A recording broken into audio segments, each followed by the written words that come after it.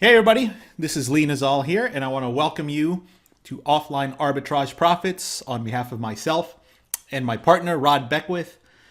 And we're both very excited to have you here. This is going to be an exciting course, and this is a great model, and I'm going to show you why. So, one of the things that I love about this model is it's the same process that you would do if you are already doing any offline or local consultancy. And even if you're not, it's the same process that you follow from start to finish, except that, and I'll go over this in a little bit, but you don't have to get your hands as dirty.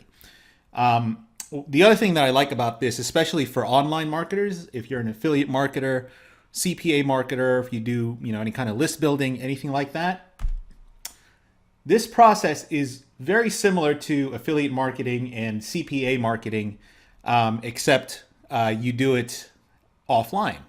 So there's a lot of money to be made, a lot of income, really high margins. So if you're tired of getting $20 or $30 commissions and you want a little bit heavier hitting, then this is a really great model to follow. Another thing I like about this is that there's really no selling involved. You just trade a couple of emails with your prospects, and then the actual selling is done by the people that you're going to flip the leads to, and I'll go over that in a second. So you don't have to call any clients on the phone. You don't have to, get on the phone and cold call anybody to see if they're interested. You don't have to call them and make an appointment. You can do it all via email. Now, if you want to use the phone, that's great, and it certainly can make the whole thing more effective. But you don't have to unless you want to. Okay. And again, like I said, you don't have to close the sale. The company that you're going to be working with to fulfill the services are actually the ones that are going to be closing the sale. If you want to close the sale, you can, but this whole model is basically, it's based on you not having to, go through with a client and go through the dollar amounts and going, handling objections and all that kind of thing. You don't have to worry about that. Now, you don't have to service and you don't have to manage subcontractors. So what a lot of local people do is they start their own agency, and then, they sell their services, whether it be SEO or whatever. And then they have outsourcers that they use, virtual assistants, to do the backlinking or whatever, all the work on the back end to fulfill the service. And the more services you offer, the more outsourcers you use, and it basically it becomes like you're a general contractor trying to build a house, and you have to manage all these subcontractors. You don't have to do that here. You turn it over to one person or one company, and you collect commissions, and that's pretty much about it. So let's go through the model at a high level. So the first thing you would do is you would get acquainted with service providers.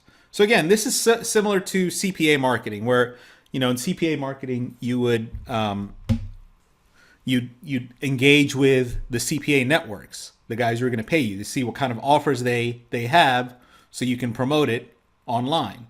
It's the same exact thing here.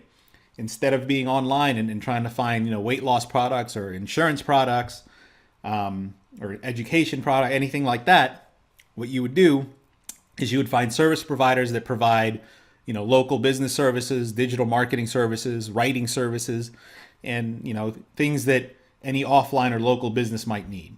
So the first thing you would do, just like in CPA, so in CPA you would engage with a network, and you might go through an interview process, a short one maybe, but in any case you call them, and then they kind of they talk to you and see if you're a good fit for them or if they're a good fit for you. So in this model, you also get acquainted with the service providers. You call them up or you contact them, and you see what they have to offer, and see if it's a good fit both ways. The next thing you do after you hook up with at least one or two service providers is you start your prospecting. So you'd compile your prospect list and then you contact the prospect. Then after that, you generate the lead. So you turn those cold prospects into warm leads. You'd engage them, with an email exchange. And then ultimately, you'll try to set an appointment so that you can set them up for the service providers. Then the last thing you do is flip the lead. And there's several ways you could do this. You could have no involvement with this process, or you can be fully involved with the process, and it just depends on your tolerance for, wanting to be hands-off or as hands-on as possible. So we'll go over both ways, and it's really up to you how involved you want to be. But either way, you can get paid a pretty high amount of commission to do this. So that's the entire model. We're going to go over each of the videos. Is going to go over these steps and the things that you need to do in order to make yourself successful. So I'll see you in the next video. Hey everybody, this is Lee Nazal here, and in this video we're going to go over how to find the providers, the service providers, to fulfill on the services that you will want to promote and to generate leads for, so that you can flip them and make a profit. So I have this website pulled up here. It's firstimpressionmarketingsolutions.com. So the way you would find a provider, the number one thing is you can search on Google and search for things like digital marketing reseller or SEO white label provider. Things like reseller and white label and those types of terms, those will find you the companies that offer these services. Now for this one, for First Impression Marketing, they don't have a listing on their website that says that they do white label marketing, but I happen to know the owner, and I know that he does this all the time. So, so you can go contact these guys. Owner's name is Gary, and you can basically what you would do when you find them is you would call them up, and basically you just start a conversation. It's nothing, no big deal, nothing to be intimidated about. You either email them or call them and you say, I have a white label, or excuse me, I have an offline consulting agency or local consulting agency, and I wanted to inquire about your white label services or your reseller services and see what you offer in terms of, working with guys like me. That's really about it. And these guys are just more than happy to engage with you and talk with you about what they offer, because ultimately you're helping them generate more business and more work for them. So, you're cutting out a lot of work that they have to do in terms of generating their leads. So that's why they're able and willing to pay you a commission in order to do that. So let me give you some examples of the white label providers. Again, this one here is one of them. Here's another one that I've worked with personally. It's called Social Mojo. They specialize in social media type of stuff. And the owner's name here is John Holling. And you can see here there's a specific section on their website about being a reseller. And one word about this. So there's a whole lot of arrangements that you can do with a reseller. You can either do just flip over a lead to them. So basically you generate a lead through email, and then they say, they're interested and they want an appointment, and they want a phone call with somebody to see what kind of services you offer. Then basically you just turn that over to a reseller like First Impression or Social Mojo, and they'll take care of everything else. And if they're able to close that deal, then they'll pay you some kind of referral fee. And that's all there is to it. Okay. Or you can be involved. You can do what's called a white label type of arrangement. And I'm sure, many of you are familiar with this, but a white label arrangement is when basically you use a company like Social Mojo as your service provider, and you're selling to the end customer, to the client, as your own company, and these white label resellers will fulfill the service as if they were employees of yours. So Social Mojo would pretend like if your company was called, ABC Agency, then Social Mojo would work under that umbrella of ABC Agency, and they'd pretend that they were working with you or for you to fulfill the services. And they give all kinds of the companies, the reseller companies, that is, they give all kinds of collateral, like materials, like ads or brochures or creatives, anything like that, to help sell and to help explain the services that they're reselling on your behalf, or that you're reselling on their behalf. Excuse me. So, it's a real partnership between you and them, and you both are working towards the same goal, which is you're trying to generate more business. So if you want to be a little more involved in the process rather than just flipping over the lead, then you can do that with a reseller arrangement or white label arrangement. And then you can, basically you service the customer and they fulfill the service. Okay. So I'm going to show you here on Social Mojo's website. So if you want to provide basically social media marketing type of package to your clients or to people that you want to go after, then this would be a good choice. And here they go over all of the the different how it works. They have an FAQ here, so if you're interested, you'd fill out this form and message John or whoever it is that's going to get this.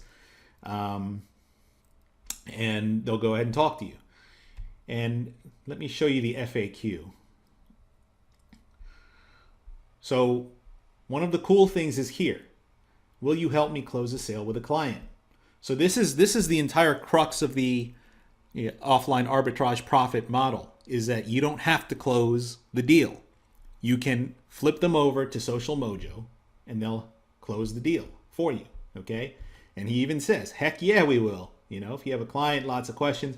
So, I'll go over this a little more in depth in another video. But you can either flip them over and let them close the deal, or you can be on the phone and you can be involved and try to close the deal and have them kind of as your backup. Okay. One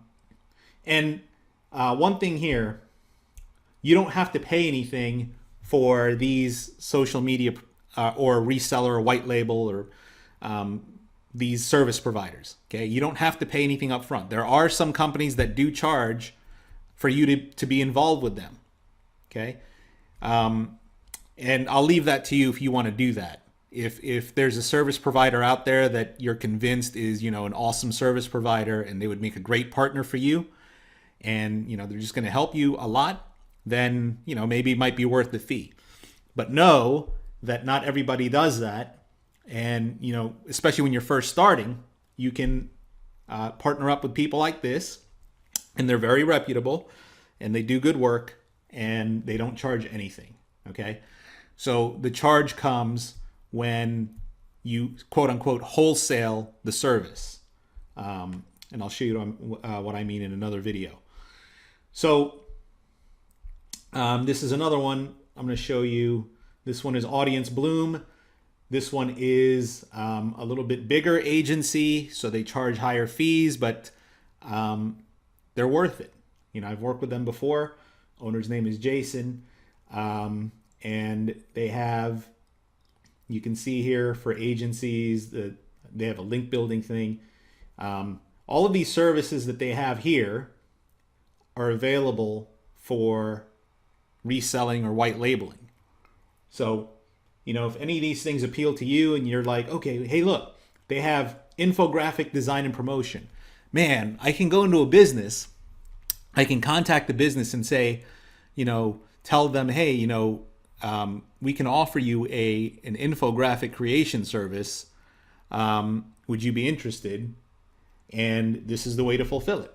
They will, places like Audience Bloom will create it for you.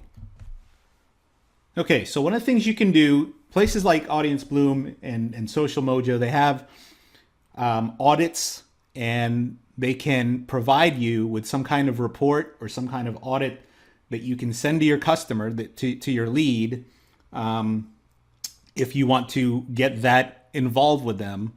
Okay, you don't have to, but you can get these types of material from these resellers in order to help you with your cause. So one of the things I teach, for example, is that when you reach out via email, and I don't teach this in this course, I teach it in another course, but in a nutshell, one of the things you can do is you can reach out to a prospect via email and tell them that you have a custom video of problems or issues or opportunities that you see with their website. And then if they're interested, they'll reply back and say, yes, can I see the video? And then if they are interested and you create the video, then you can get an audit from one of these types of companies. And in the video, you'd create a video with that audit, with those results in the video, and show that to the customer, to the prospect. Okay, so again, these types of companies, they're very much willing to work with people like you, and this is the entire point. They're willing to work with people like you to help you make deals, close sales, if they don't do it for you already. But either way, they support you in everything that you're doing in order to grow your business and, in return to help grow their business. So this is a win-win type of partnership. And, I'll get into the details of the nuts and bolts of how to interact with these guys. But the first thing, and I said it earlier, the first thing is just go ahead and get in contact with them and tell them that you're interested in working with them, and ask for more information about their reseller or white label services. Okay, that's really the first thing. And then from there, you engage in conversation. And in the next video, I'll go over exactly what that conversation might entail. All right. And then just one more company here. This one's called Digital Current. I've never worked with these guys before, but just a quick search on Google and got me this information. But you can see here they have a referral program for companies who'd rather not deal with handling the client directly. Okay, so again, that's the whole basis of this course, is that if you don't want to deal with the client directly, then there are guys like this, resellers like this, who will do it for you. Okay, so in the next video, we'll talk about the nuts and bolts of the conversation you would have with these guys and what to look out for, and how to negotiate your terms. So I'll see you there. Hey everybody, Lee Nazal here, back with you. And in this video, we're going to talk about a little bit more about contacting your resellers. So as I said in the other video, what you're going to want to do is either call or email or fill out the form for the reseller, just to ask them more information about their program. Whether it be a white label program or a reseller program or even just a referral program. Okay, so once you've made contact, the next thing you want to do is find out exactly what services they're willing to provide, if it's not clear already on the website. So usually, if you're looking at their website and you look at whatever services they offer, usually they'll offer the same services on a reseller or white label basis. So just make sure that the list contains something that you want to resell. And then after that, what you want to do is find out how much they sell it for wholesale. So how much are they going to charge you to fulfill whatever service it is? And, it's going to range depending on what it is. But if you have, so for example, if you have a client that you're going to sell SEO services to, then what you're going to want to do is find out exactly what their SEO packages entail, because a lot of these guys have different levels for different types of packages, or they may have just one standard package. So you're going to want to find all that out. Then you're going to want to find out what's included, what kind of support they're going to give on the back end, and ultimately how much they're going to charge you. Because what you're going to need to do, if you decide that you want to keep that lead and close the deal and fulfill the services on your own, or fulfill the services with these guys but keep the client as one of your own, then you're going to have to price it and put an appropriate markup for you to cover all your costs, and then build in a profit for you. Now, The great thing about it is you decide how much profit, if you go with that model, you decide how much profit you're going to, that you want to get out of the deal. So for example, if the reseller sells their SEO service at $500, then that's something you might be able to sell for $1,000 or $1,500 to the end user. Okay. However, if you're flipping the deal, if all you're doing is the referral basis, then what you're going to want to do then is find out exactly how their referral program works. You're going to want to find out if they have different levels of commission for different services. So for example, if they have a $500 SEO service and you turn over a lead to them, how much of that do they pay out to you? You know, it might only be 20%, might be 10%, might be 50%. You know, these are things that you're definitely going to want to find out. So it also would be good for you to know if you're doing a referral basis, whether or not they will continue to pay you on a monthly basis. So if it's a monthly service and they close your lead on a monthly package, are they going to pay you each month every time that client pays them? Okay, because sometimes on a referral basis they just pay you up front. Like say, you know, they close $1,000 deal, maybe they'll pay you $500 up front for the referral, and then whatever they make on the back end, you know, in subsequent months or even any upsells has nothing to do with you anymore. Okay, so all you get is that initial $500 and that's it. So these are things that you're going to want to find out with each provider. And, you know, you should have at least 2 or 3 providers, resellers that you're contacting and finding out exactly what their programs are like so that you have an idea. Number one, that you have an idea of what they're paying out and what kind of services they offer.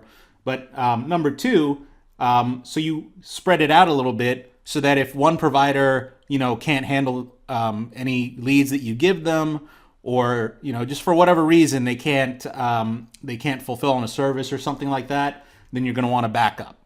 Okay, and then you don't leave the lead hanging and getting cold and unable to close.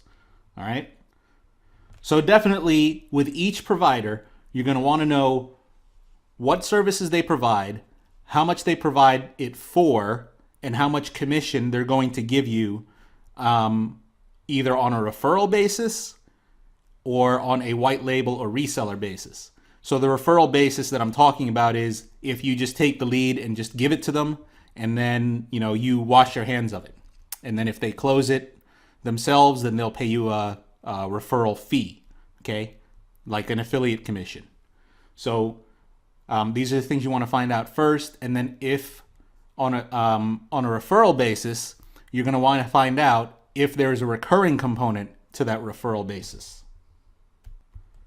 Now, the other thing you're going to want to find out is how they want their leads.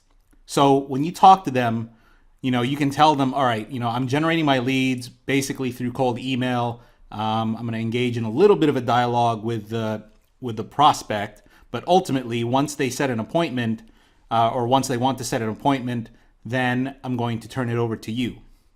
So talk to them, talk to the reseller about what kind of relationship you expect. So if you expect that you're going to resell or white label their services, then tell them that.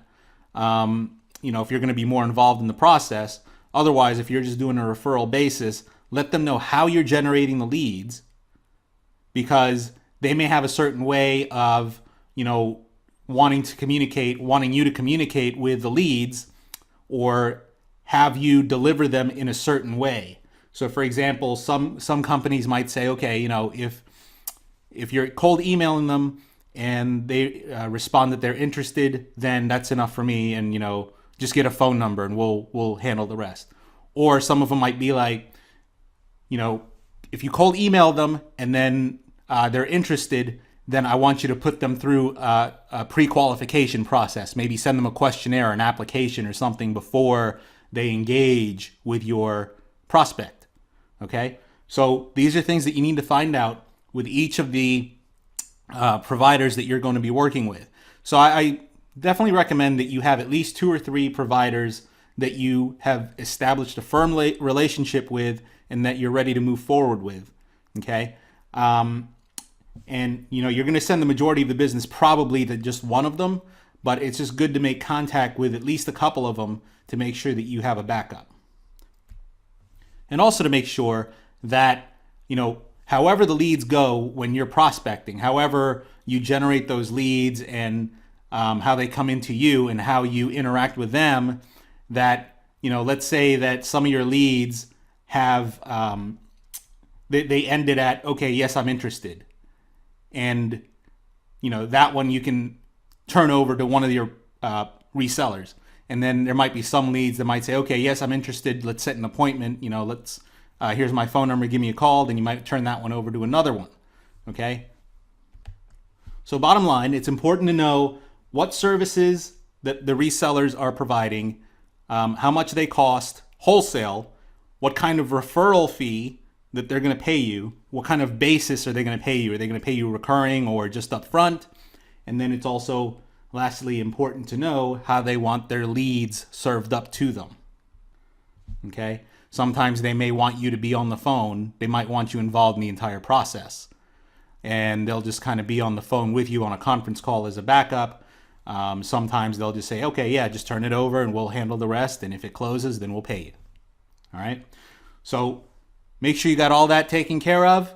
Have a couple of providers in your pocket, and you should be good to go. You're ready to prospect after that. Okay? So thanks for your time. Thanks for watching the video. I'll see you on the next one. Hey everybody, this is Lee back here. And in this video, we're going to talk about the prospecting process. So now you've already contacted your service providers. You know who you're going to use on the back end. You know what kind of terms and service they provide. You know how much you're going to get paid for each type of deal. So now it's time to start prospecting. And the first thing you got to do before anything else, before you send your first email, is you got to know who you're prospecting to.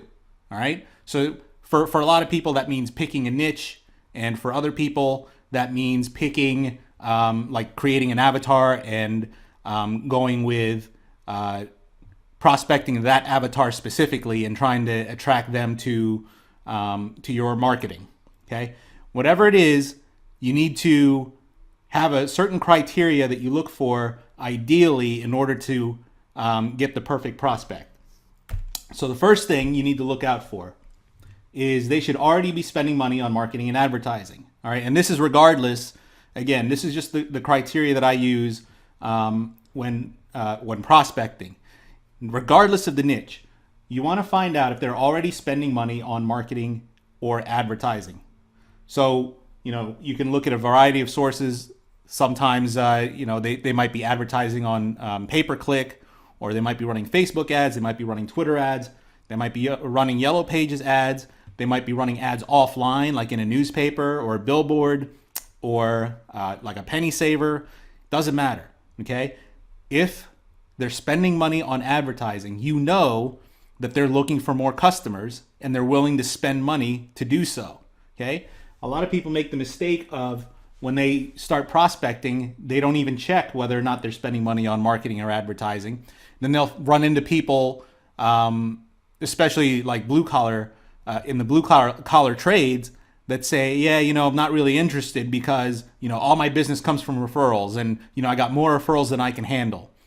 Now, you and I know that that's not really a business model to rely on referrals. And, sooner or later that's going to collapse on them and they're going to need to spend money on advertising later. But, those people are harder to convert into a sale. So you're better off just not going after them to begin with. Okay. So look for a variety of sources. When you're prospecting, make sure that you find whether or not they're spending money. So next thing, you want to see if they have a revenue of at least $1 million a year. And it's really hard to know this. You can get some business databases that might have that information. Like, for example, Manta.com might have that information. But, when you're looking around, you're looking at their website and you're looking at the advertising that they do, you can make a reasonable assumption of how much revenue they're making. Okay. If if all they're doing is running ads on Craigslist, and they look like they're a one-man shop, then chances are they're not doing $1 million a year. Okay, but if they have really slick advertising and they have a really slick website, and you look at the about page, and they have multiple offices, or like multiple trucks maybe, or multiple employees, then you know that they're making quite a bit of money, and that they'll be able to afford your services. Okay. You also want to look for people who have been in business for at least 2 years. And, this is going to require some digging. Like you can look at the copyright dates on their websites, for example, because sometimes they don't update those. You can look at, one thing you can look at is how crappy is their website, because you can tell sometimes that their websites are really, really outdated. They look like they were built like 10, 20 years ago. But if they're still up and they're still in business, then they've been in business at least 2 years. Okay. Again, and their databases and other sources, maybe public records, or if you just do a search, it might return the public records that say when they were incorporated, for example. Okay. So it's a little tough to tell, but you should be able to make, again, a reasonable assumption whether or not they've been in business at least a year or two. Okay. And the reason you want to do this is because they're a little more established. They've got their business processes down. They've got some assets that they could use. Okay. They've been operating. We don't know if they're successful or not, but at least they've been operating for a couple of years, and they're still up and running. Okay. So you can make a reasonable assumption that they want to continue to run, and that something that you can help them with, some kind of marketing process, or some help with their marketing, their website, their social media presence, whatever it happens to be, that's going to benefit them. Next thing you want to check for is, do they have a high customer value? Okay. High customer value meaning, for each transaction, do the customers of theirs spend at least $500 or $1,000 or even $2,000 on whatever they're selling? Or do they have a high lifetime customer value? So maybe the customer spends, $200 with them, but they come back constantly, and over the lifetime of that customer, maybe they're up to $3,000, $4,000, $5,000, $10,000 or more. Okay, so you want someone with a high customer value that that if you're able to get them any sales, or if the reseller is able to get them any sales, any additional sales from the marketing that they do, that they're going to have a return on their investment. Okay, you don't want to just try to sell somebody and not try to have an ROI on what they're investing for their marketing services, whether it's you or the reseller. Okay, so you want to have that high customer value so you can easily ROI on what you're providing or what the reseller is providing. And also, then you have a reasonable assumption too that they can afford whatever service that is. Last, you want to look for lousy marketing. So, if they're already spending money on marketing and advertising, you can plainly tell if the marketing, if the creative is bad or something like that. But further than that, if they have a website, you can see right off the bat whether or not they're doing a lousy job with it. And probably 90% plus of them are doing a lousy job with it. Okay, so that gives you an opportunity, or your reseller, an opportunity to go in there and fix it. But it gives you an opportunity, as the person generating that lead, gives you an opportunity to say to them, hey, I've found some things that you can improve, and it gives you an in when you contact them. Okay. Other places you might look for their lousy marketing, like any ads that they're running online. So, for example, any pay-per-click ads. You can tell right away if their AdWords aren't performing, or at least if they're wasting money on their AdWords because they're not fully maximizing the different features that AdWords offers them. Okay, or if they're running Facebook ads, and you can tell if, for example, if the image is not that good, or if you don't see any engagement on their Facebook ad, they could probably use help with their Facebook marketing. Another channel to look at is YouTube. If they're already using YouTube to market, so if they've uploaded some videos and they have a channel, then you can see whether or not they're doing a good job, with optimizing their videos. And you can look at things like their description, the images in their channel. There's a whole lot of criteria you can use to see whether or not they're doing a good job with their YouTube. The number of views they're getting, the number of subscribers. Okay, so all of these are little clues to tell you whether or not they're doing a good job, and chances are they're not doing a good job, which gives you an opportunity to step in. But the bottom line is you want to know whether or not they're marketing at all. Okay? If you find a name or a phone number in a website, and it's like a free website that they got from GoDaddy for registering a domain name or something, and that's all you can find on them, that's probably not a good candidate. Okay? They're probably not making a lot of money. They're not spending a lot of money on, on their own website. Now, the exception to that might be if you find other advertising that goes back to that free website.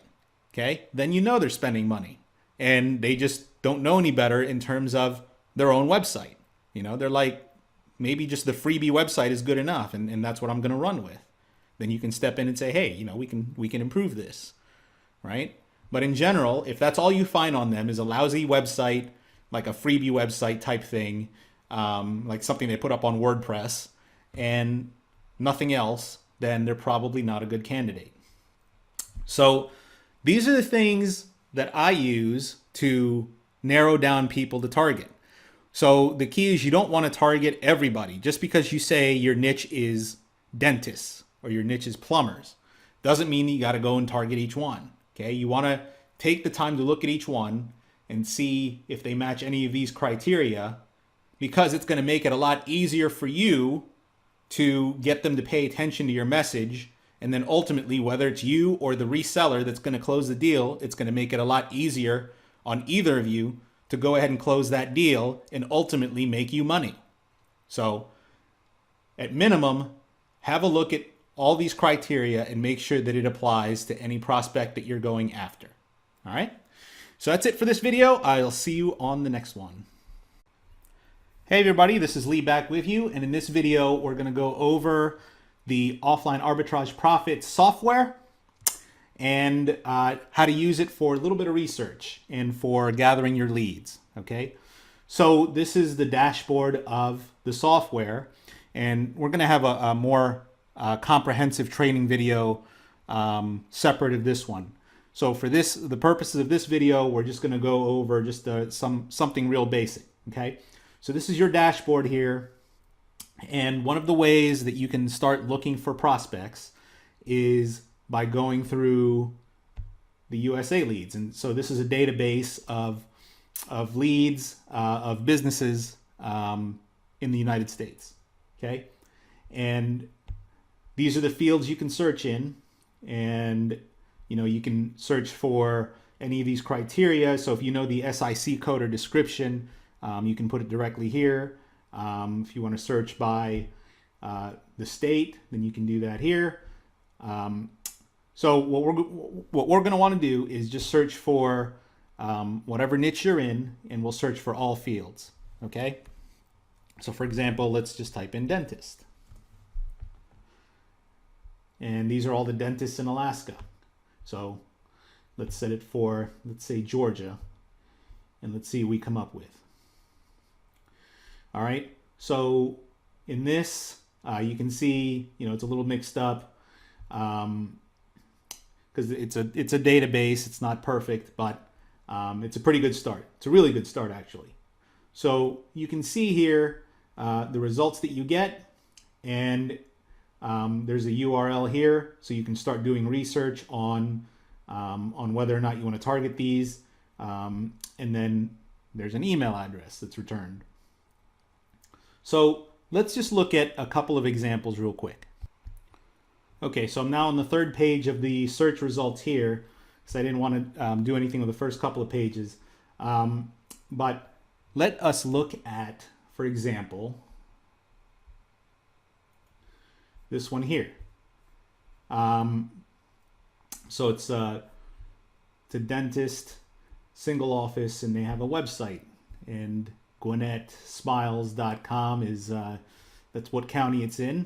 So we're looking at the website here, and it's obvious that he believes in marketing, right? And looks like he's probably paid somebody to do this website. He's got testimonials here. You know, they have a social media presence. So testimonial here. If we look down, before and after pictures. And then we see also that he's got some awards. Okay. So, and he's also on Angie's List. Now, here is something you see down here. It's copyright 2013. And the site is designed and maintained by TNT Dental. Okay. So right off the bat, we see probably all of the criteria is met here. You can probably guess that he's making over $1 million in revenue a year in his practice. Okay. He's got some marketing. He's spending money on marketing. All right. He's in Angie's List. He's won awards, so that's all cool. But he's also paying this TNT Dental for his website. So he's obviously willing to spend money to get his website done, and probably even more than that. You know, I don't even know. I'm not searching for any pay-per-click ads or anything. I'm not doing any other type of research right now, and I can already assume that he's already a really good candidate to target. Okay, we know he pays for his website, so at minimum there's that, and then you can contact him. And I'm going to go over the prospecting template, the email template that you can use. But if you're a little bit more advanced in your emailing, then you can see a lot of opportunity here to personalize, to really personalize an outreach email to this type of person, and to say, hey, you know, what's his name? Dr. Carter, I noticed that you were Best of Gwinnett, you know, for several years now, right? So I don't know. Yeah, it looks like he was Best of Gwinnett for all of these years. So, and then, you know, I noticed that the Gwinnett Chamber awarded you the Healthcare Excellence Award, which is awesome, right? And when you send him an email to that effect, he's definitely going to take notice. So that's a little more advanced, kind of beyond the scope of this course. I go over that kind of thing in my other emailing courses. But for the purposes of our course here, Offline Arbitrage Profits, we have enough here to be able to contact him and say, you know,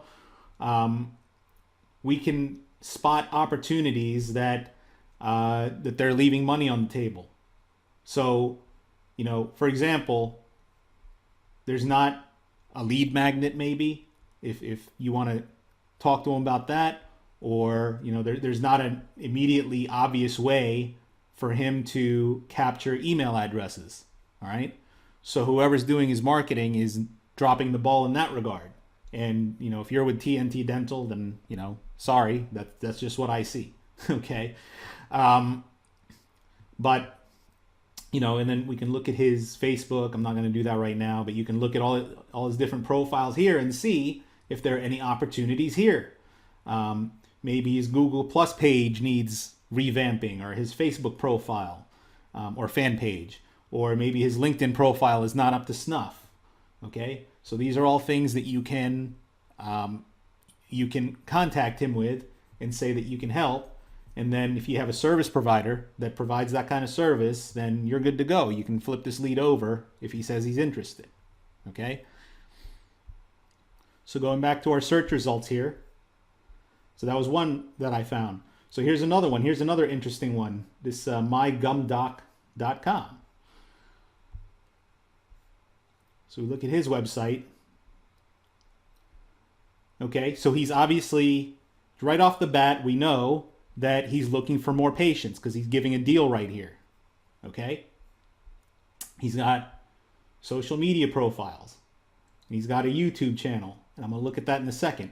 But, let's scroll down a little bit, get rid of that. So he's got a radio show. That's interesting.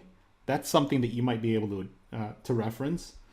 And then if we look down here, so 2012, right? So at least this website at least is 3-4 years old almost.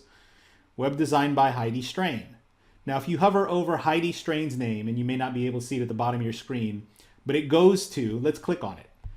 If you click on this, it goes to their staff page, which means that probably somebody from their staff was the one, there's Heidi. So it was this person here that did the website. And I don't know, Heidi, if you're watching this, I apologize. But, I don't know what her expertise is in marketing necessarily. Looks like, she had a good start, but there are definitely some deficiencies that somebody can step in and say, we can increase even, your patient load. We can increase your ROI from your website. Okay. So we don't know that he's paying for he's paying his staff for website stuff. We don't know yet if he's really paying for marketing. At least we can't tell right off the bat. So if we go back to his front page, he's got a radio show. He does seminars apparently. So I would venture to say that he probably does pay for marketing. And then, if I did more research on this guy, I might find that. But I want to look at his YouTube for a second. So you can see here, he's got a YouTube channel, but he's got no activity, and he's got no videos. So why would they link to a YouTube channel that doesn't have any videos?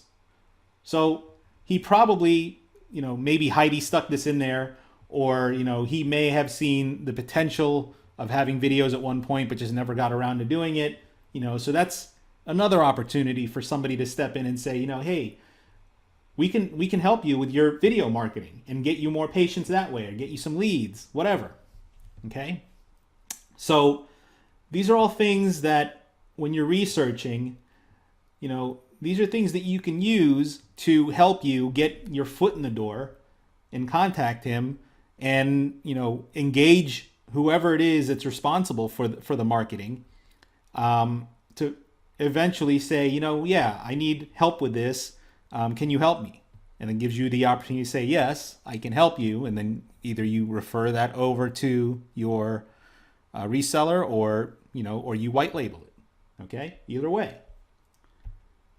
So we already see just from the software, 2 opportunities to go ahead and start prospecting and emailing for these dentists. If you're looking for dentists in Atlanta, we already see a couple of opportunities, and there are a lot more. If I'm going to go through all of these, I probably wouldn't market to or contact these people here, Children's Healthcare, but just these independent dental offices we can definitely try to contact. Okay, so that's it for this video. In the next module, we're going to talk about reaching out to your prospects and getting them to engage with you. I'll see you there. Hey everybody, this is Lee with you, and in this video we're going to go over the outreach process. So by this point, you would have selected your service providers, you would have done some research on your prospects. So now you know who you're going to target, you know who you're going to send them to after hopefully that you make good contact with them. So now it's time to go ahead and reach out and see if you can get them interested in something. Okay. So we're going to go over here, the emailing formula. All right. So the first thing that we're going to go over is the template. And, we're going to keep this as simple as possible. here is a template that you can use to reach out to all of these prospects. All right. And what I recommend you do is send these emails from a Gmail account, like Google Apps or something. Make it as personalized as possible. You don't want to send these out from an autoresponder, is what I'm saying. Okay. Send them out as if you were actually, sitting down and writing an email to a friend or something. You want to make this as personalized as possible. You want to make sure that you're not blasting these out by the thousands, all right? Because that would be spam. But when you're doing a cold email outreach campaign, if you're following the rules and you're not, if you're making it a little personalized and, you comply with, like for example, if they don't want to be contacted, then you make sure you comply with that and remove them from any future communications. All right. And that should be sufficient to keep you out of trouble. But again, before we go into this, I want to emphasize that you don't want to blast these out by the hundreds or by the thousands. You want to actually treat this as if you were sitting down emailing a friend, and it'll slow you down a little bit too when you're doing your research, which is really, it was intentional that I did that. Okay? Because when you sit down and do your research, then you can actually see what kind of value you can provide to somebody. Whether or not it's ultimately you that's doing the service, at least you can see where there are opportunities and, there's a legitimate reason for you to be contacting them. If you're just blasting out emails to just anybody, then that is spam because you didn't do your research. You didn't check to see whether or not, there's value to be gained from entering a relationship with you or the provider. Okay. And, obviously you don't want the provider's name or business sullied by any spam. So with that said, here's the template. So we can make the subject line as easy as this, just question. All right. There are multiple subject lines that you can use. There are lots of them that work. Okay. What I would refrain from is using something that's really salesy and really, reads like a sales letter headline. Okay. I'd stay away from that. I would just keep it simple, as if you were like a customer of theirs or a client or a patient, emailing them. All right. That's the attitude that you need to have, that, you're not trying to sell them anything. The entire purpose of this outreach is to start a dialogue and start a relationship. Okay. You're not trying to sell them right off the bat. Okay. I don't want you to make the mistake of, all right, I'm going to blast these out, and as soon as they respond, then I'm going to flip them over and make some money. All right. And the more I send out, the more money I'm going to make. No, that's not how this works. Okay. And if you do that, that is definitely not what I teach. And you're on your own when you do get in trouble. Okay. But for the rest of you that want to do it right, this is how you do it. So again, the subject line is simple as this, question or quick question has worked well for me. You obviously start off with their name. Okay. And in the example that we showed in the other video, you saw that we knew what their names were. So, piece of cake. So this is our outreach. So we're going to say, was wondering if you could handle more, whatever their high ticket service is. So, for example, for the dentist, maybe you might say, I was wondering if you could handle more, Invisalign patients or veneer patients or something like that. Okay. Or, if it's someone like a remodeler or something, could you handle more kitchen remodeling jobs or basement remodeling jobs? Something like that. Okay. So we make it personalized to their particular service. So we're not sending out just some generic thing that, to blast out to everybody. Okay. When you say, I looked at your website and found one thing you could tweak to help increase the number of customers or clients or patients to your company, whatever the company name is. So, for example, in those dentist ones we looked at, both of them could use an opt-in form somewhere. So that would be our one thing, right? And again, when you're working with your resellers, with your service providers, then you might figure this out ahead of time. So you say, okay, the reseller is willing to do a free SEO audit or a free pay-per-click audit that they'll sit on the phone with the customer and have a full entire pay-per-click audit of how they're doing their advertising and where they're spending their money and where they're wasting their money and all that kind of stuff. All right. If you know all this stuff ahead of time, which is why it was important for you to contact them, to begin with, and get all their information, then you could relate it to this outreach. Okay. So whatever it is, it doesn't matter. I mean, you're not telling them exactly what that one thing is right now anyway. All you're doing is saying, okay, there is one thing that you could tweak to improve your marketing in some way. Okay. And it's like, this is a psychological play. It's like, oh, what's that one thing? I got to have that one thing. What is it? Could be really simple. So then the rest of the email, this is what we call the call to action. So would you like me to show you what I mean? It shouldn't take more than 5 minutes. What does your calendar look like tomorrow? Okay. And you can change this around. You can say, shouldn't take more than 15 minutes. I'm available for a phone call. What's the best number to call you? Or something like that. Okay. So basically, you're just giving them a call to action. What is it that you want them to do when they're done reading this message? Do you want them to email you? Do you want them to call you? Okay. So there is some level of interaction that you're going to need to have with these prospects before you flip them over to your reseller provider. Okay. Because if all you're going to do is blast out emails without any thought, then they could do that themselves, but they'd obviously get in trouble too. So you don't want to be in trouble. They don't want to be in trouble. So you want to engage them to make sure that they're warm. Okay.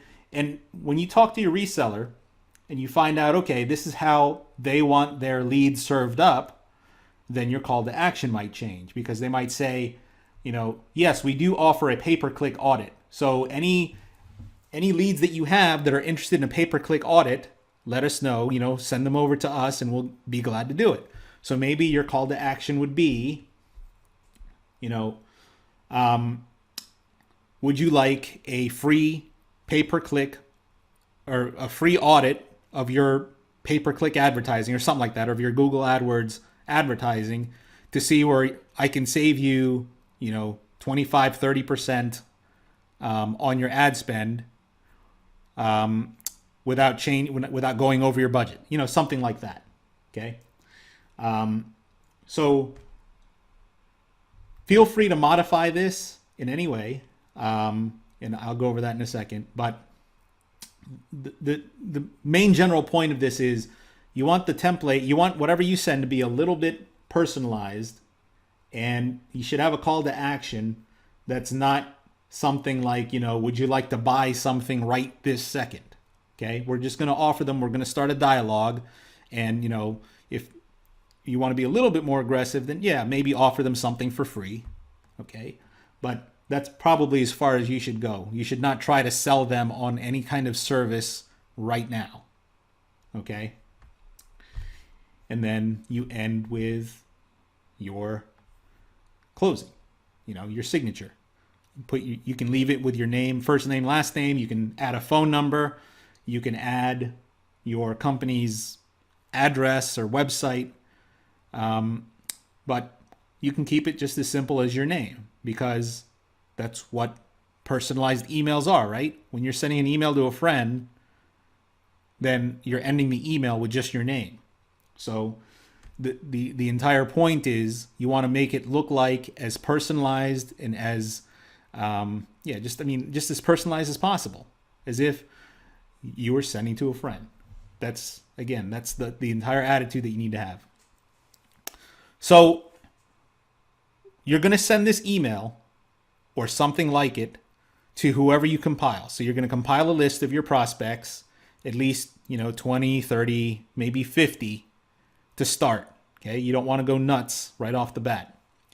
And you want to compose this email for each one of them, and you're going to send it out. What's next? If they don't respond to you, you're going to want to follow up. Now, if they do respond to you, then yes, then start to engage them. You know, they might say, yeah, I'm interested. You know, here's my phone number. Are you available tomorrow at 3 p.m.? Something like that. Once you get a response like that, then you can go ahead and probably flip them over to the reseller. Okay, if that's the agreement that you made. Or if the agreement was, you know, that you need to be on the phone with them too, then, you know, obviously once, you know, you can check your calendar, make sure you're available, make sure they're available for that appointment, and then go ahead and start that conference call at 3 o'clock tomorrow. Okay, so whatever agreement that you've made, that's what you're going to want to honor for the reseller, and make sure that all parties are aligned. Okay. But once they respond and say, you know, yes, I want to see the audit. Yes, I want to make an appointment. Yes, here's my phone number. Okay. Then you can engage with the reseller and see where to go from there. At that point, you can probably just flip the lead. All right. But if not, if it's something else, maybe they have a question, or maybe it's something else, then you're going to have to continue to engage until you can get that appointment, or until you can get to the point where the reseller says, okay, this is a good lead for us. You know, we'll take it. All right. Now, what about the people that don't respond? You're going to want to follow up. Okay. And here's a follow-up email. So this is something you send the next day. So you send out, let's say today's Monday, you send out all the emails on Monday, and then some people respond to you and some people didn't respond to you. So for the people that didn't respond, maybe on Tuesday or Wednesday, then you're going to send a follow-up. And the subject is basically, you know, in regards to whatever the original subject line was. And then the follow-up email is something really simple. Hey, first name, just following up to see if you got the message I sent yesterday. I included the original message below. Let me know. Then you sign off. And then you paste the original message, you know, or just hit reply on, you know, on your Gmail, and it'll quote the original message. Okay. But either way, have the original message in there along with the follow-up. The reason for this is because sometimes, a couple of reasons is, one is they might have been a little bit busy and they just didn't see it. Okay. And then you follow up with them and then they say, oh yeah. I thought I saw something like that. Or maybe they did see it and they didn't respond right away. And now you're following up and now they're like, okay, you know what? He's for real. You know, it wasn't just a spam message that was sent by, you know, some guy overseas. This seems like a real person, so I'll probably engage them now. Okay. Or another reason is it's possible that your first outreach ended up in the spam box, in which case a lot of times what happens is when you send the follow-up, that one doesn't get sent to spam. And I've seen this happen a million times. Okay. So the follow-up is incredibly important. And it's very simple. So this is all you send. So whoever responds to the follow-up, then you engage them and try to get them to the point where you can get them, you know, ready for the reseller. All right. Or if they don't respond, then you send another follow-up. And let's go over that real quick. Okay. So here's a follow-up sequence that I use. So what this means is, so you send your original email, the first email that I went over, and then one day after, you send a follow-up email if they hadn't responded. If they haven't responded to that, then you send it 2 days after the last email you sent. If they don't respond after that, then you send another follow-up 3 days after this email. Okay? And then 5 days after this email if they haven't responded. And on and on and on.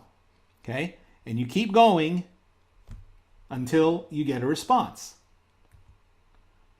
Or follow up a minimum of at least 4 times. Be better if you did 7 or more times, but a minimum of 4 times. Okay? Because what you'll find, if you send 100 emails to begin with, like on a Monday, by the time 2 weeks has gone by and you've sent, 6 or 7 emails, follow-ups, you will find that at least 20 to 50% of the people you sent to, that's 20 to 50 people, will have responded by the time the 2 weeks is up. Okay? So imagine that. You send 100 emails, or you have 100 prospects, and out of those 100 prospects, 50 of them respond. Okay? Now, maybe not all of them are interested, but at least they'll respond, and you'll know not to follow up with them anymore. Right? But if you have, let's say, even 20 people, from all the emails that you send, you have 20 people that are really interested, and they respond back and say, hey, let's make an appointment. And you have 20 appointments for your reseller to close. And the reseller pays you $500 for each one they close. Can you see the potential of something like this? Okay? And all you're doing is sending emails. Okay? And I have to emphasize again, do not blast out emails in bulk. It doesn't work that way. It won't work, and you'll end up getting in trouble. Okay? So you want it to be as personalized as possible, as I always say, and you want to do a little bit of research to make sure that they can actually gain some value from either engaging with you or the reseller. All right? Now, after 7 non-responses, we say that the lead's gone cold. All right? Now, there are some students I have that will send emails continuously until basically they're told to go away. And if you want to be that aggressive, that's up to you. Okay? But after 7 non-responses, especially after 7, it's probably you're 3 weeks into the sequence already. So, if after 3 weeks they don't respond, probably you can leave them alone. All right? But I will tell you that I have had campaigns where people will respond into that second or third week and say, you know what, I was out and I just noticed your message and I appreciate your persistence. I've gotten messages like that. So do not give up. And I'm going to say that in a second.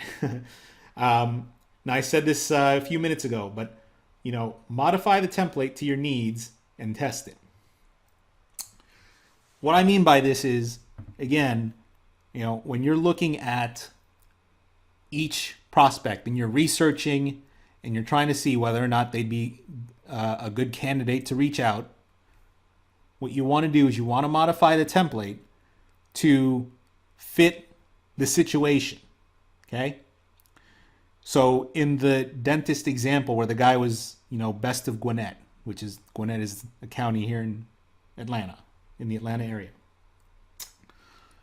You can personalize the template by saying, leading off with something like, I saw your Best of Gwinnett award for 2014.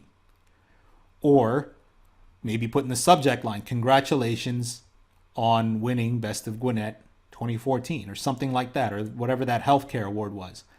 If they saw that subject line, do you think they would open that message if it said something like that was that personalized, right?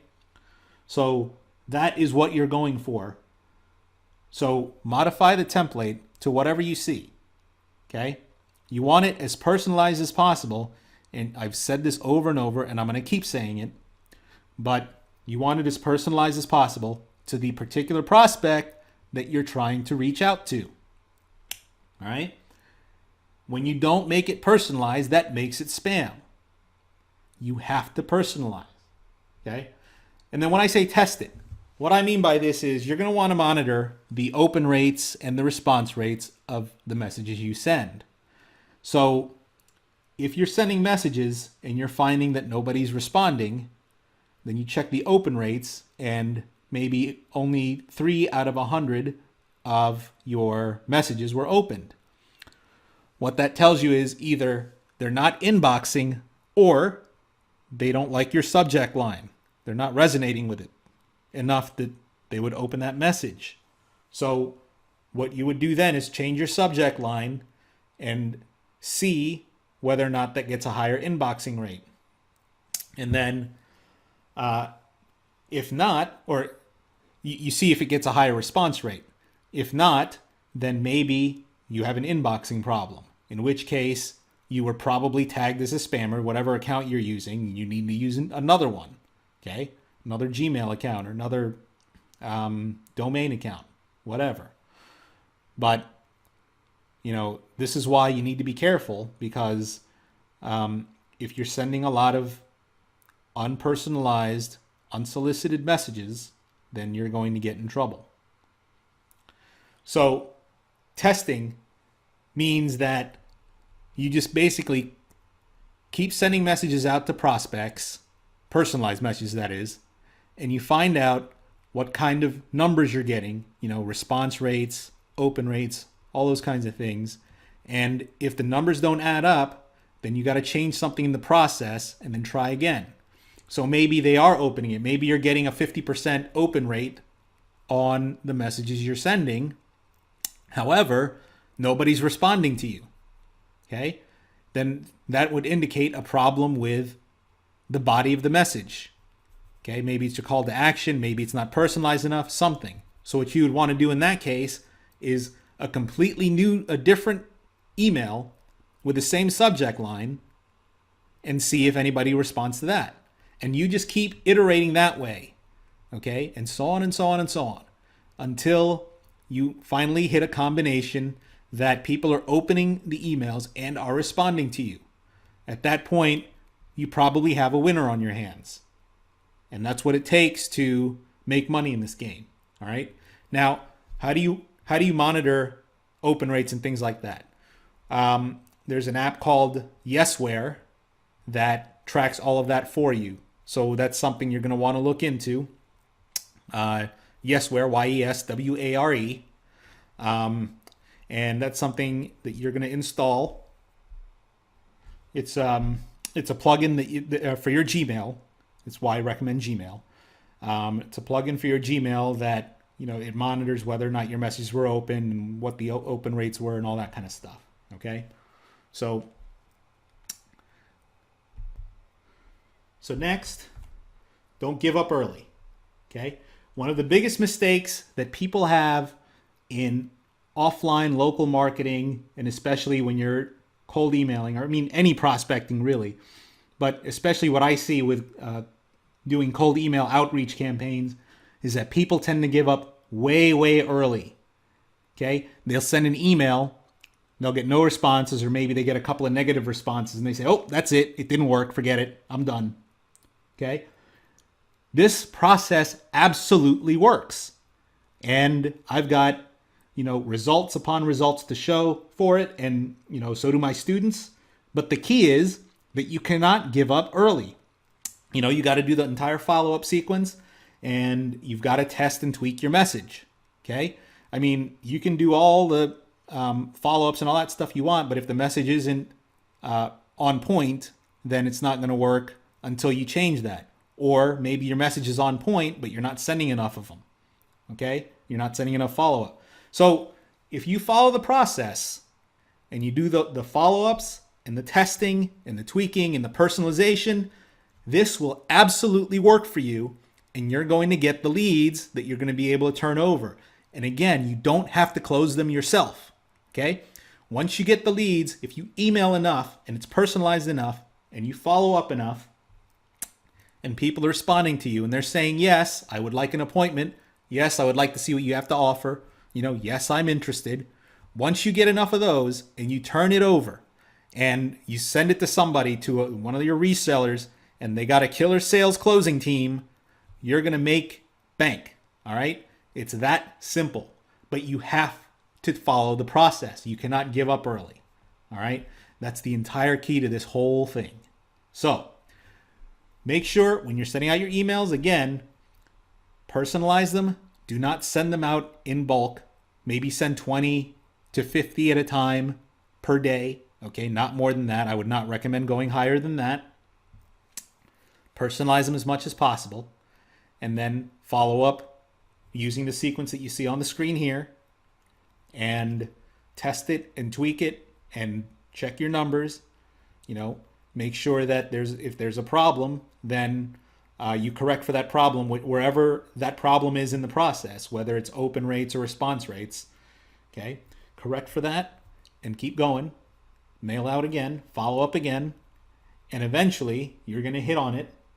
You're going to find a magical combination, and it's not hard. Okay, it just takes a little persistence. Once you find that combination, you can do this over and over and over again, and that is all it takes for you to be able to flip these leads and, you know, make some money on it without having to close the deal, without having to necessarily sell anything, and, you know, without even servicing these customers. Okay, you don't have to worry about, oh, what if I can't get them results, or what if I can't get them number one on Google.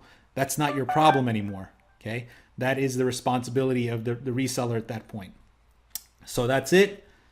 Again, make sure, I cannot emphasize enough, make sure you do not send these out in bulk. Do your research, personalize the message, send them out 20 to 50 a day maximum. Okay, personalize each one and test it and tweak it. All right, and follow up. So that's it for this video. I'll see you in the next one. Hey everybody, this is Lee Nazal here, and in this video we're going to talk about flipping the lead. So this is really what separates offline arbitrage profits from just about anything else, because we're teaching you to generate your own leads and then flip them over to a service provider. Now, there's a couple of ways you can do this, and I've talked about it a little bit throughout all the different videos.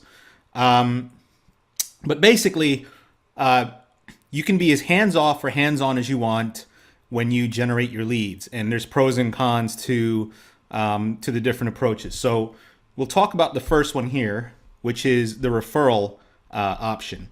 And what that means simply is that you're going to take the lead that you generate and you're just going to hand it over to a reseller service provider and have them deal with it however they want to. Basically, it's exactly like affiliate marketing, right? So you send your traffic to the vendor, and it's up to the vendor to sell them, you know, with whatever mechanism, their sales letter, VSL, you know, however they do it. And then when the sale's made, you make a commission. This is exactly the same thing. So you generate your traffic through cold email outreach. And when that traffic is generated, and it's qualified traffic, right? Even in affiliate marketing, it's got to be qualified traffic. But when the traffic is qualified, then you send it over to the service provider. And if they can make the sale, then they pay you commission for it. So obviously, the biggest benefit of this is that you don't have to do anything except generate the lead. You don't have to close the deal. You don't have to service them afterwards. You don't have to deal with any customer service headaches. You don't have to deal with just any of that stuff. All right. So you don't have to get on the phone with them and try to convince them that you're the right guy for the job. And that's something that a lot of offline marketers, that's just something that they really dread and is a big roadblock when they try to do offline or local marketing. So with this, we've removed that roadblock, and you can just simply refer the lead. Now, the biggest con, or the biggest issue with this is that you only get the commission, right? It doesn't matter how much that lead is sold for in the end. You only get a small percentage of that. So, you know, if maybe the service provider will pay, 10% or 20% of whatever they close, which is great, or, it could be as low as 5%. So, obviously the higher that they close, the higher that they sell, the higher the dollar amount, the more you make. However, it's still a small percentage of what you would make if you close the deal yourself. So that is the biggest drawback. Now, for a lot of people, that's not an issue because they just rather generate the lead, and because of, not having to service and not having to, deal with any objections or closing the sale, all of that maybe is worth not making that extra cushion on the deal. So, you may generate a lead and it may turn out to be a $2,000 a month deal, but maybe it's worth $1,500 to you not to deal with any of the other headaches, okay? Because, there is overhead. You still have to pay the outsourcers to do the work, and you still have to manage the customer themselves. So, you're managing two sides of the coin, and it let's face it, it's a lot of work, So a lot of people would rather not do that work and just hand it off and just make the commission. So one of the things you have to watch out for, and I've said it before, is that when a service provider does a straight referral, you want to make sure to understand what the terms of that referral are. Do they pay you just once up front, regardless of whether they retain the client monthly? Do they pay on a percentage basis? Do they pay you a flat rate? So these are the things that you have to work out with the individual service provider. Obviously, if you can score a service provider that'll pay you a percentage monthly, then all the better. Okay. But it's up to you to kind of seek that out. So if you can find that and you can generate the leads, and you can generate enough leads that they close, like 5 or 10 deals a month, and you keep building on that and building on that, that is a nice income for you. And it's practically passive because you don't have to, deal with the customer service. You don't have to deal with managing the outsourcers and getting results and all that kind of thing. That's all the problem, if that you can call that a problem, but that's all the purview of the reseller or the service provider. Okay. So if you're happy making those commission checks and you can generate those leads, then this is a great system for you. And it's really, you can outsource the lead generation eventually. Once you hit upon a winner, you can outsource that lead generation to somebody else, and then just let it run on autopilot. Let them generate the leads, and then flip it over to the service provider, and you can just sit back and just let it happen, and you get the commission checks. And obviously the commission checks are a lot bigger than an individual affiliate transaction. Now the volume is going to be lower unless you can find a way to scale up and do multiple campaigns at once and still keep it personalized, and not, bulk sending, all that kind of stuff. If you can keep it on the level, and you can ratchet up the volume, then you could really make a killing with this model. Okay. So the second option is the white label or reseller method. So what this is basically is that you still control the transaction. So you generate the lead, and then the reseller will get on the phone with you to help you close the lead, and you can still use the reseller's products and still use them to outsource to. Okay, and they'll provide all the work, and they'll provide the reporting, and they'll provide the product, and they'll provide the results. So all you really have to do is generate the lead, help close the lead, and then maintain the relationship with the client while the reseller does all the work on the back end. So you only manage one side of the coin. And the biggest advantage to this is that you can set your own price. Okay. So the reseller becomes basically the service provider is a wholesaler. They sell you their service at wholesale, and you price it at retail. So again, as an example, if they're selling social media services for $1,000 a month, and it's a full suite of social media services, and they'll post to Facebook and Twitter, and they'll, maintain it every day and do all the graphics and do contests and all that kind of stuff. You can do that. You can resell that to the client for, say, $2,000, right? It's up to you. It's up to your ability to sell the thing. So you can mark it up as high as you want. You can mark it up to $5,000 if you're confident in doing that. And then when it comes time, you generate the lead, you set the appointment, and then you get on a call with them, and you can have the reseller there with you. Even if you don't want the reseller there with you, if you're confident on, in closing the deal on your own, you can do that, and you can make, you can sell it for 5,000, and you're paying 1,000 to the reseller, and you bank 4,000 a month, right? But either way, so you can have the reseller on the phone with you, help you close the deal, and actually, that's advantageous to you because it seems like you have a team, and it makes you look bigger than you are.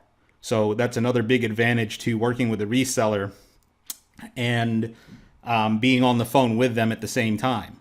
Okay, so it makes you look like you have this full team behind you, like you're a bigger company than you are, and gives you a lot of credibility. And that credibility passes on to you, especially. And what's great about this model is that if you are brand new and you haven't established any credibility yet, you can sort of borrow the reseller's credibility. Now, it would be a white label basis, which means a white label means that the reseller or the service provider will act on your behalf as if they were an employee of your company. So you provide the company name and the logo and the website and all that kind of stuff, and you advertise under your company name, and whoever the reseller is would partner with you and basically act like an employee. So, if the client were to call in and, they need customer service and they call into the reseller answer the phone with your company name. Okay. So again, it gives you instant credibility and it makes you look a lot bigger than you actually are. And that makes a lot of clients feel better subconsciously, and they might be willing to pay the higher fees because of that. And I've done this all day long, and they are willing to pay the higher dollar amounts when they see that you mean business and that you look like a serious operation, which this model really gives you. So those are the obvious benefits to this type of option. Okay, so the drawback, of course, is that you have to actually service the client, and you have to get on the phone, and you have to help close the deal, and still be involved with the client on a day-to-day basis, interact with the client. And if you want to do that, that's perfectly fine. There's nothing wrong with that. It's just if you would rather more of a hands-off model and not deal with the service and not deal with having to answer for whatever results that the outsourcer gets, that the reseller gets, then if you don't want all that, then you can go with option one, with the referral option. But if you're serious about running your own agency and building your own business, and branding yourself into a long-term type of business that you can, grow and scale and eventually run a full-blown agency, then this is a good model to do, this option two with a white label. Okay. And then eventually you can either, continue to work with a white label type of provider, or you can hire your own people in-house, and you can hire a manager to manage all of the outsourcing and all the fulfillment. You can have back of the house type of management, and then you can hire salespeople on the front end, and you can run an actual bona fide business. All right, and I know that that's something that a lot of people aspire to. So again, either option has their pros and cons. For the purpose of this course, the referral option is sort of, is the angle that we're taking. So we're saying, you don't have to deal with the client. You don't have to deal with the outsourcing, and you can just hand over the lead, let them deal with it, and, you make a commission. Okay. So, that's about as hands-off as it gets in the offline world. You still have to generate the lead unless you outsource that process. That's still something that is hands-off mostly, and you don't have to deal with a client day to day. And in my experience, that's a really attractive proposition. So it's up to you which direction you want to go. I'm giving you those options. So I hope this has been helpful for you. So thanks for your time. Thanks for watching the video, and I'll talk to you soon.